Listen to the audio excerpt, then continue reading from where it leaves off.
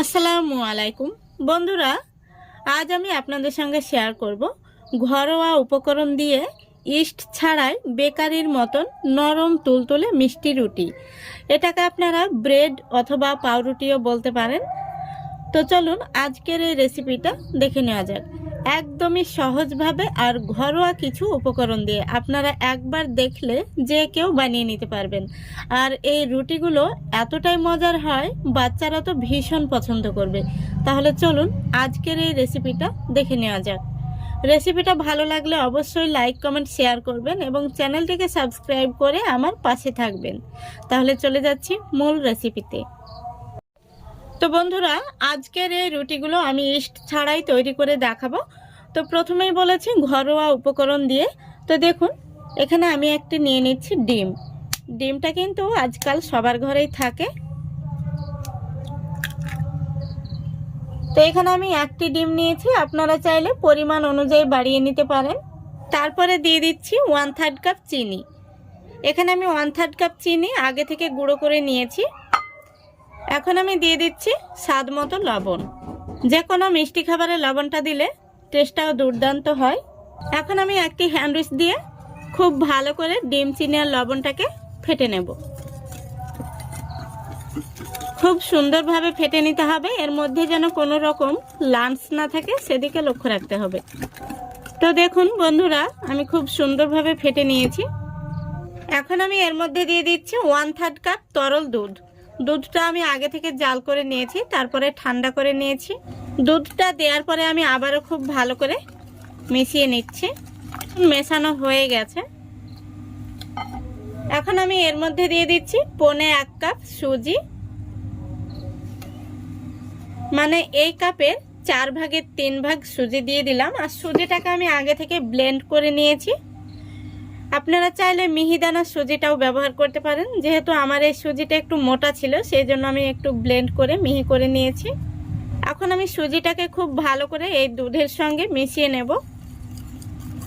খুব ভালো করে মেশানো হয়ে গেছে।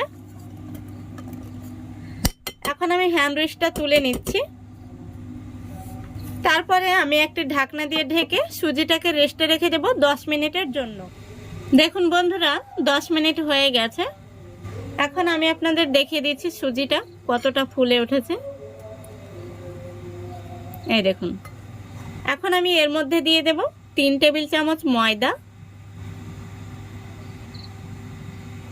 তারপরে দিয়ে দিচ্ছি হাফ চামচ বেকিং পাউডার আর হাফ চামচের অর্ধেক বেকিং সোডা। এখন আমি সবগুলো উপকরণ খুব ভালো করে মিশিয়ে নেব। তো বন্ধুরা, রুটির এই ব্যাটারটা কিন্তু একটু ঘন হবে আর একটু আঠালো টাইপের তৈরি হবে।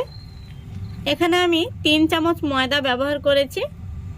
তো দেখুন মিশ্রণটি কিন্তু অনেকটাই নরম রয়েছে।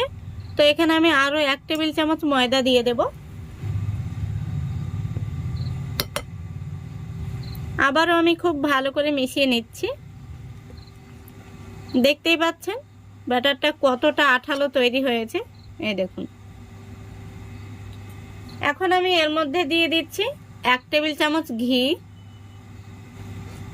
আপনাদের হাতের কাছে না থাকলে আপনারা না দেবেন, তবে ঘিটা দিলে খুব সুন্দর একটি ফ্লেভার আসবে আর রুটিগুলো খেতেও ভালো লাগবে। এবার দিয়ে দিচ্ছি কয়েক ফোঁটা চকলেট এসেন্স। এতে করে এই রুটিগুলোর ফ্লেভারটা কিন্তু খুব সুন্দর আসবে আর রুটিগুলো খেতেও ভালো লাগবে। সবশেষে দিয়ে দিচ্ছি কিছু কিশমিশ।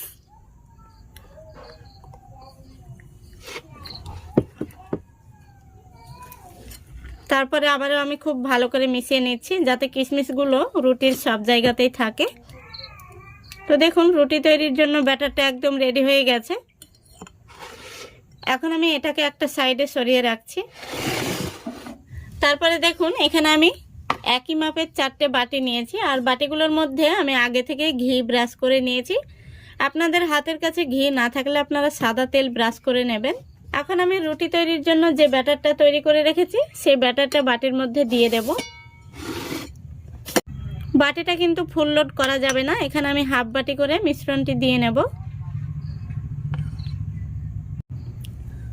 এখন আমি বাটিটাকে একটু ট্যাপ করে নেব। দেখুন এইভাবে ট্যাপ করে নিলে ব্যাটারটা সমান হয়ে যাবে। এইভাবে আমি সবগুলো বাটি ভরে নেব। দেখুন বন্ধুরা, আমি সবগুলো বাটি ভরে নিয়েছি। এখন আমি উপর থেকে কয়েকটা কিশমিশ দিয়ে দেব। এতে করে বাচ্চারা কিন্তু ভীষণ আকর্ষণীয় হবে। দেখুন সবগুলো বাটি আমি খুব সুন্দরভাবে সাজিয়ে নিয়েছি। এখন চলে যাব রুটিগুলোকে বেক করতে। এদিকে দেখুন রুটিগুলোকে বেক করার জন্য গ্যাসটা অন করে আমি আগে থেকে কড়াই বসিয়ে দিয়েছি, আর কড়াইতে একটি স্ট্যান্ড বসিয়ে দিয়েছি। এখন আমি স্ট্যান্ডের উপরে খুবই সাবধানে একটি থালা বসিয়ে দিচ্ছি। তারপরে আমি একে একে বাটিগুলো দিয়ে দিচ্ছি।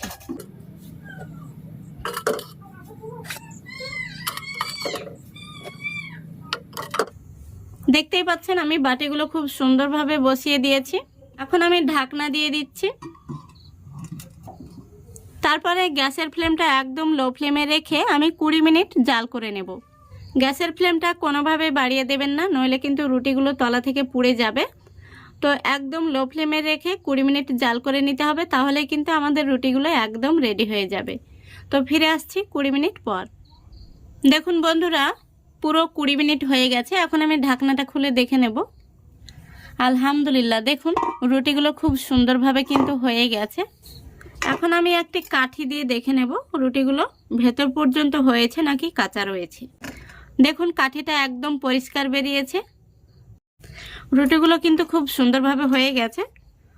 এখন আমি রুটিগুলোর উপর থেকে সামান্য ঘি ব্রাশ করে দেব। এতে করে রুটিগুলো খুব সুন্দর হবে আর খেতেও ভালো লাগবে।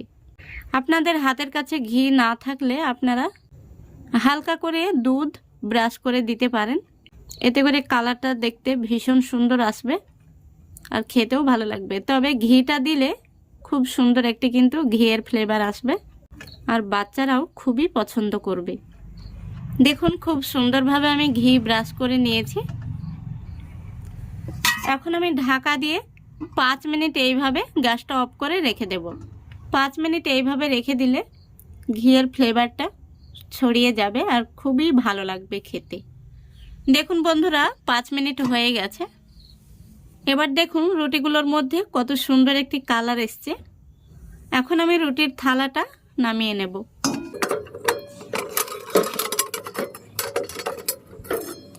রুটিগুলোকে আমি নামিয়ে ঠান্ডা করে নেব, তারপরে আপনাদের দেখাচ্ছি। দেখুন বন্ধুরা, রুটিগুলোকে আমি কিছুটা ঠান্ডা করে নিয়েছি। এখন আমি রুটিগুলোকে আপনাদের দেখিয়ে দেব কেমন হয়েছে। দেখুন রুটিগুলো এইভাবে আঙ্গুল দিয়ে একটু প্রেস করলে কিন্তু রুটিগুলো সাইডটা আলগা হয়ে যাচ্ছে।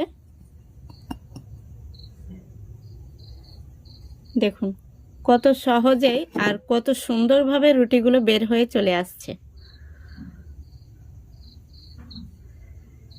দেখতেই পাচ্ছেন রুটিগুলো কতটা সুন্দর হয়েছে।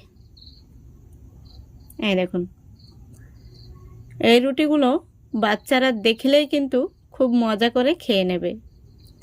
দেখতেও যেমন সুন্দর, খেতেও কিন্তু অসম্ভব মজা। এই শীতের দিনে সকালবেলা কিন্তু গরম গরম এই রুটিগুলো খেতে ভীষণ ভালো লাগবে।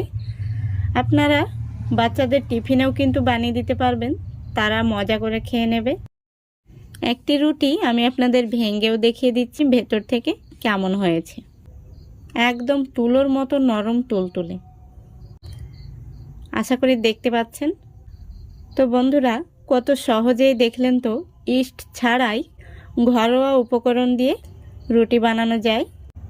এইভাবে আপনারা খুবই সহজে কিন্তু বানিয়ে নিতে পারবেন, আর একবার বানিয়ে খেলে এই রুটিগুলো কিন্তু বারবার বানাতে ইচ্ছে হবে।